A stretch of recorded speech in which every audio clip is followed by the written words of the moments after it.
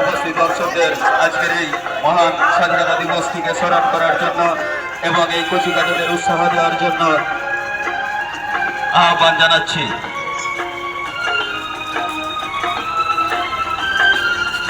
একটু দাঁড়িয়ে সাজিয়ে নাও।